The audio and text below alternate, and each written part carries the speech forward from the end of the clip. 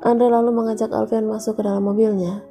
Untung saja kamu sudah kembali hari ini, karena kalau besok kita tidak akan bertemu. Andre lalu bercerita jika besok dia harus kembali ke Singapura untuk mengurus pekerjaannya. Mereka lalu berbincang sepanjang perjalanan menuju rumah orang tua Alfian. Andre yang sengaja mencebut saudaranya itu berniat menghabiskan hari terakhirnya di Indonesia dengan Alfian dan orang tuanya, karena hanya mereka keluarganya kini. Aku sudah bertemu dengan istrimu? Oh ya? Aku pikir kamu akan menikah dengan Anita, tapi rupanya kamu harus menyerah dengan keinginan orang tuamu untuk menikah dengan wanita pilihan mereka. Aku malah bersyukur mereka menikahkan aku dengan Aisyah. Andre kaget. Awalnya memang aku tidak menerimanya, tapi kamu tahu, jika sekarang aku bahkan sangat mencintainya. Mencintainya?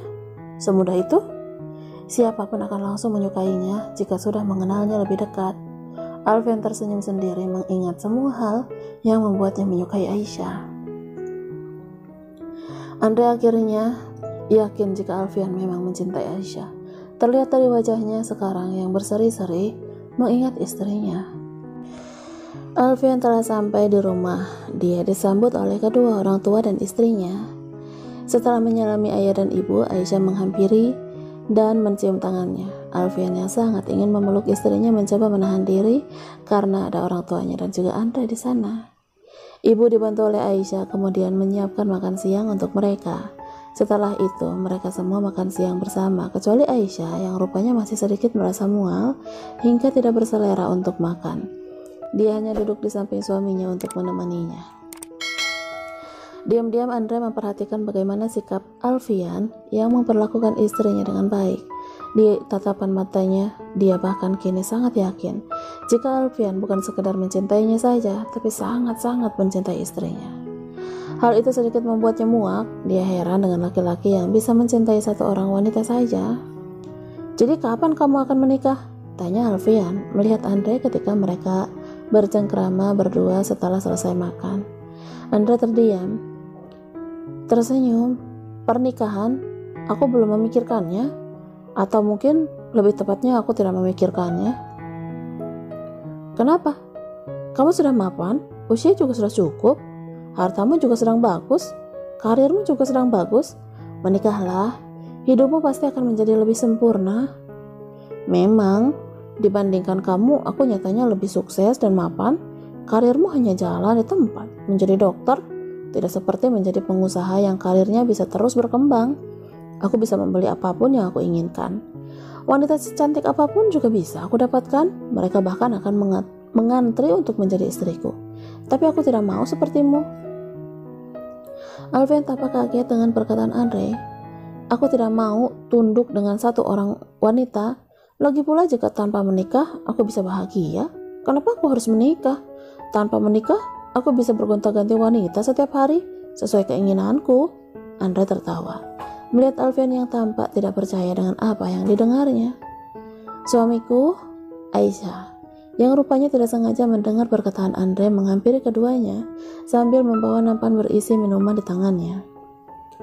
Tak mengapa jika ada orang yang merendahkanmu, yang terpenting Allah bangga kepadamu. Suamiku, pandangan manusia itu terbatas, sedangkan pandangan Allah itu tanpa batas. Untuk apa disukai banyak manusia, tapi ternyata Allah murka? Aisyah melihat suaminya lembut sambil tersenyum sembari menyimpan nampan di atas meja. Aisyah lalu melirik Andre sekilas. Seandainya Anda tahu jika kita akan mati di atas kebiasaan yang kita lakukan, takutlah jika usia Anda berhenti di atas maksiat yang sedang Anda nikmati. Andre yang terdiam sejenak lantas tersenyum sinis. Istrimu pintar sekali bicara, ucapnya melihat Alfian sambil menunjuk Aisyah. Alfian tidak menjawab, dia hanya terus melihat Andre dengan tak percaya. Rupa-rupanya dia masih syok dengan semua perkataan saudaranya tadi. Aisyah lalu duduk di samping suaminya dengan tenang. Apakah kamu tidak memikirkan bagaimana jika orang lain tersinggung akan perkataanmu? Tanya Andre sedikit kesal. Aisyah malah tersenyum. Ketika kita menyampaikan kebenaran, maka kita akan melihat dua respon yang berbeda. Orang cerdas akan merenung dan orang bodoh akan tersinggung. Anda tinggal pilih, mau jadi orang cerdas apa orang bodoh? Alfian langsung tersenyum mendengar perkataan istrinya, sementara Andre tampak langsung salah tingkah. Beruntung ayah dan ibu datang menghampiri mereka. Andre lantas dengan terburu-buru berpamitan kepada mereka semua, dengan alasan jika harus mempersiapkan keberangkatannya besok. Di dalam kamar, Alfian terus memeluk istrinya dengan erat, dengan sesekali menciumi kening Aisyah. Setelah puas, dia lalu membungkukkan badannya untuk mencium perut sang istri sambil mengelusnya perlahan. Aisyah hanya tersenyum saja melihat tingkah suaminya.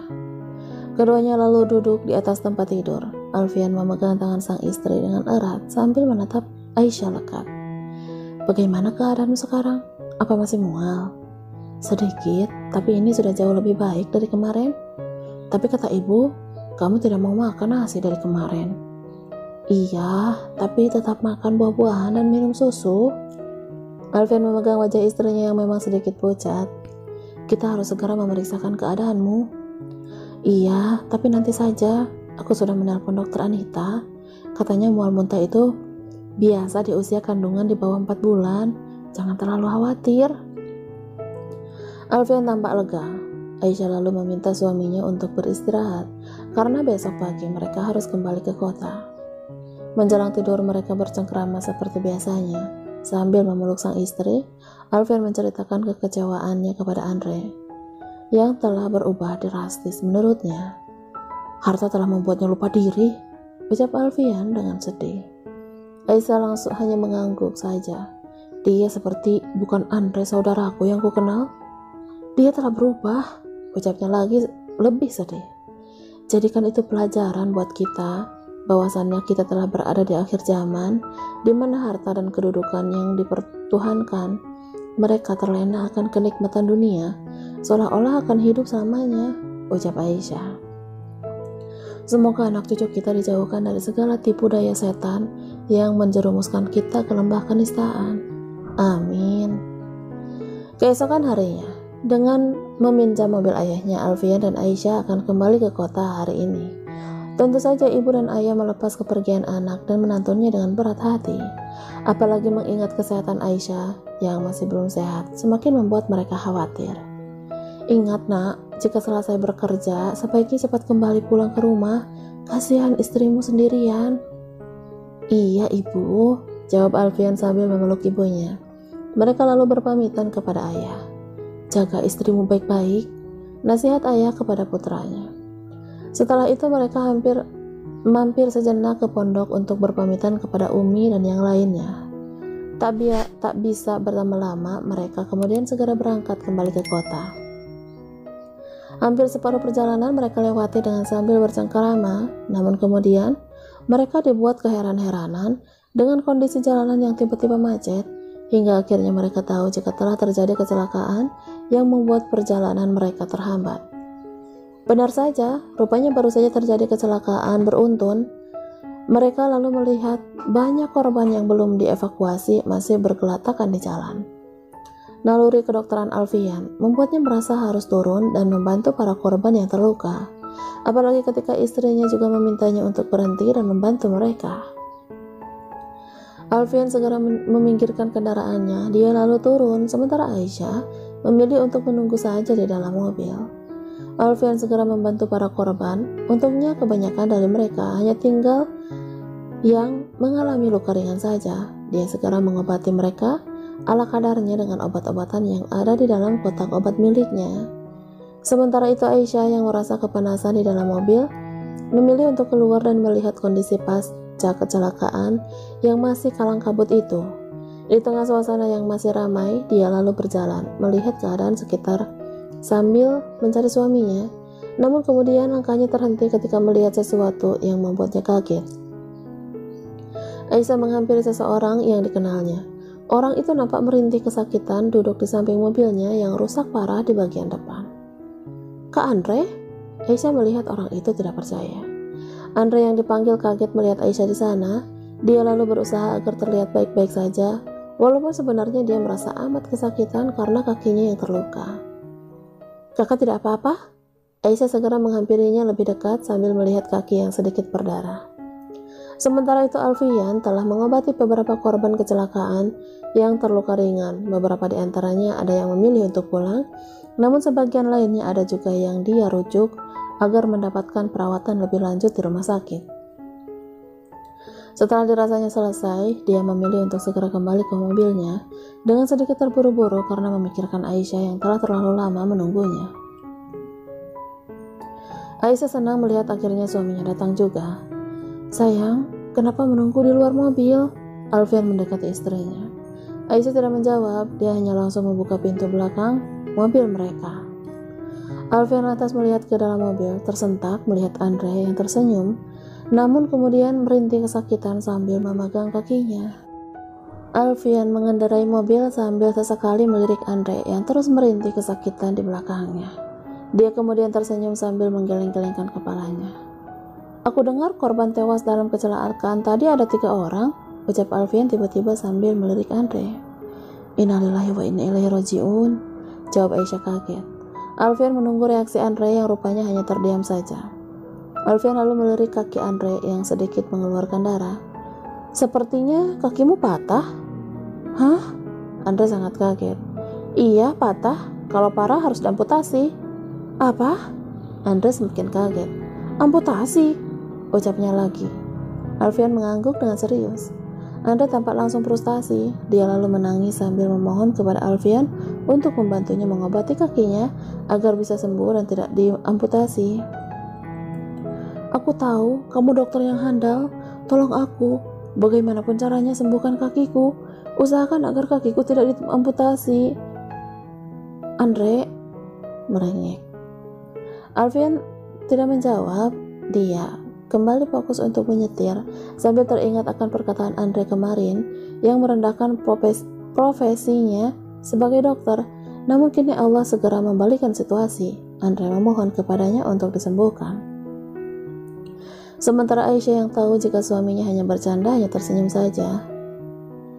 "Aku akan bayar apapun, berapapun, asal kamu buat kakiku seperti semula dan jangan diamputasi." Andre menangis terisak. "Setidaknya diamputasi lebih baik daripada menjadi korban tewas dalam kecelakaan tadi," ucap Alfian. "Bersyukurlah karena uangmu masih bisa menyembuhkan kakimu, karena jika kematian yang datang kepadamu tadi, baik itu seluruh hartamu atau seisi dunia sekalipun, tidak akan mampu memundurkan ajalmu walaupun sedetik saja," ucap Alfian lagi. Andre termenung. Bila kesombongan yang selalu bersemayam dalam hati, maka Allah berikan teguran. "Bersyukurlah lagi karena Allah masih memberikan tegurannya. Itu tanda Allah masih memberi waktu kita untuk bertaubat dan memperbaiki diri," ucap Aisyah menambahi. "Sayang, maafkan aku jika pulang telat. Aku harus mengurus Andre dulu," ucap Alfian ketika dirinya mengantarkan istrinya ke rumah mereka. "Iya, tidak apa-apa, urus saja Kak Andre. Kasihan, karena tidak ada siapapun yang akan mengurusnya." Alfian lalu mengecup kening istrinya. Setelah itu dia kembali menuju mobil di mana Andre menunggunya untuk dibawa ke rumah sakit. Alfian segera melajukan kendaraannya, walaupun dia tahu jika luka Andre tidak begitu parah, namun tetap harus secepatnya mendapatkan perawatan di rumah sakit. Sementara Aisyah langsung masuk ke dalam rumahnya, beristirahat sejenak karena badannya terasa lemas. Setelah itu dia lalu mulai melakukan pekerjaan rumah, dimulai dari membereskan baju miliknya dan juga milik sang suami. Di rumah sakit, Andre tampak termenung sambil melihat kakinya yang sudah diobati dan diperban. Sambil terus memperhatikan kakinya itu, dia kembali memikirkan perkataan Alfian dan Aisyah. Lagi-lagi kata-kata Aisyah menohok hatinya. Terlebih untuk kali ini, rasanya sangat dalam sekali, hingga membuatnya terus termenung memikirkannya. Dia merasa jika apa yang dikatakan pasangan suami istri itu sangatlah benar. Jika saja dirinya menjadi salah satu korban tewas dalam kecelakaan tadi, maka saat ini bukan di ruangan PIV ini dirinya berada, namun sudah pasti berada di kamar jenazah rumah sakit ini. Mengingat itu membuat Andre kemudian mengucapkan syukur berkali-kali dan mengakui jika apa yang dikatakan Aisyah memang benar, jika ini pasti adalah bentuk teguran Allah baginya untuk segera bertaubat dan memperbaiki diri. Tak lama Alfian datang. "Bagaimana keadaanmu?" tanyanya sambil berjalan mendekatinya. Andre tidak menjawab, dia hanya memperhatikan wajah saudaranya itu. Alfian tersenyum. Maaf, aku bercanda tadi, kakimu baik-baik saja? Ucapnya sambil mengamati cairan infus Andre. Andre menghela napas panjang, lalu menghembuskannya kasar. Jika butuh sesuatu, panggil saja perawat. Jika aku tidak sibuk, aku akan sering melihatmu ke sini. Andre terdiam, tidak menjawab. Alfian lantas akan pergi. Tunggu. Alfian langsung menghentikan langkahnya, membalikkan badan melihat Andre. Maafkan aku. Andre terbata. Maaf? Alfian heran. Iya, maaf untuk semuanya. Alfian tersenyum. Kenapa meminta maaf kepada aku? Bukan aku yang sudah kamu ingkari, tapi Allah. Sesungguhnya ampunan Allah lebih besar dari dosa-dosamu. Engkau hanya perlu memintanya, ucap Alfian lagi sambil melengos pergi. Andre langsung menundukkan kepalanya. Alfian berjalan mondar-mandir di lobi depan rumah sakit, menunggu kedatangan sang istri yang katanya akan datang ke sana untuk melihat keadaan Andre. Rupanya Aisyah berinisiatif membawakan makanan untuk suaminya dan Andre. Dia tahu jika bukan dirinya dan sang suami, tak akan ada lagi yang akan merawat dan mengurus saudara suaminya itu di saat keadaannya yang seperti itu. Alfian tidak bisa melarang istrinya yang ingin datang ke rumah sakit, walaupun sebenarnya dia ingin agar istrinya itu beristirahat saja di rumah. Namun dia mengerti jika Aisyah pasti merasa bosan jika terus sendirian di rumah. Sementara dirinya juga tidak bisa cepat pulang karena harus merawat Andre. Akhirnya Aisyah datang dengan menggunakan taksi. Alfian langsung menyambut istrinya. Sebenarnya aku ingin kamu istirahat saja di rumah, tapi aku juga senang kamu kesini karena aku bisa melihatmu. Ucap Alfian senang sembari menggandeng tangan istrinya berjalan menuju ruang perawatan Andre. Sesampainya di sana, Andre tampak tengah sibuk menelpon. Rupanya dia sedang memberi kabar kepada sekretaris dan teman kerjanya jika dirinya belum bisa kembali ke Singapura dikarenakan kecelakaan yang menimpanya. Setelah selesai, Andre langsung melihat Aisyah dan Alfian yang sibuk mengeluarkan makanan yang Aisyah bawa. Tentu saja Andre merasa tidak enak hati. Dia merasa telah merepotkan Alfian dan juga istrinya. Malam hari, kalian pulang saja. Aku tidak apa-apa di sini sendirian, ucap Andre melihat Alfian dan istrinya. Alfian dan Aisyah langsung berpandangan. Kamu yakin? Apa tidak apa-apa kamu di sini sendirian? Tanya Alfian memastikan. Iya, aku tidak apa-apa. Kalau perlu sesuatu, ada perawat yang akan membantuku. Baiklah kalau begitu, kami pulang. Andre mengangguk. Ketika keduanya tengah bersiap-siap, terdengar suara ketukan pintu lalu seseorang masuk ke dalam. Aisyah langsung menyambut kedatangan orang itu dengan senang. Mereka langsung berpelukan erat. Sementara Andre merasa penasaran dengan wanita yang berpakaian hampir sama dengan Aisyah masuk ke ruangannya. Anita lalu berjalan menghampiri Andre. Bagaimana keadaanmu? Apa lukanya parah? Aku langsung ke sini setelah Aisyah memberitahukan aku jika kamu mengalami kecelakaan. Andre terdiam sejenak. Rasa-rasanya dia kenal dengan suara wanita yang berdiri di hadapannya. Aku baik, syukurlah. Kamu siapa? Apa kita saling mengenal? Anita tersenyum. Apa kamu tidak mengenaliku? Andre menggelengkan kepalanya. Aku Anita. Andre tercengang. Dia kembali melihat penampilan teman lamanya itu dari bawah hingga ke atas, berkali-kali dengan mulut yang terenganga lebar. Anita menantaunya. Dia lalu kembali menghampiri Aisyah. Keakraban keduanya semakin membuat Andre keheranan. Andre melihat Alfian dengan tidak percaya. Alfian hanya tersenyum melihat reaksi saudaranya. Sembari menunggu Alfian yang tiba-tiba ada pasien yang harus diperiksa, Aisyah dan Anita mengobrol bersama di lobi rumah sakit. Selamat ya, sebentar lagi kamu akan menjadi seorang istri. Terima kasih, sedikit banyaknya kamu turut andil dalam pernikahan ini. Jika kamu tidak meyakinkanku yang ragu-ragu waktu itu, belum tentu sekarang aku akan menikah dengan Zaidan. Alhamdulillah, semoga sekarang kamu yakin akan pilihanmu. Insya Allah, sekarang aku yakin jika memang dia calon suami yang telah Allah pilihkan untukku. Aisyah tersenyum, karena selalu ada kebaikan di setiap ketetapan Allah sang sutradara. Walaupun ada banyak rahasia kenapa Allah menikahkanmu dengannya, pasti ada jawabannya. Seperti kamu yang merasa dia terlalu sempurna untukmu, mungkin Allah ingin agar dia yang menjaga keistiqomahan dirimu, mengirimnya untuk mengajarimu agar lebih dekat dengannya. Ada juga sebaliknya, ada istri yang mengeluh karena menikah dengan laki-laki yang tidak pandai berkata, merayu, dan menggodanya. Mungkin itulah cara Allah menjaga lisannya agar mewujudkan cintanya dalam kerja keras untuk memenuhi kebutuhan keluarga. Istri yang mengeluh suaminya tidak banyak bicara, itulah cara Allah agar heningnya menahan kita untuk banyak bicara, memutus rantai kalimat, sanggahan yang kadang menuai perkara dalam rumah tangga. Ada juga istri yang mengeluh suaminya tidak kaya, yang membawa banyak uang setiap pulang kerja. Ingatlah, walaupun sederhana, mungkin itulah cara Allah menjaga kehalalan rezeki yang dibawanya.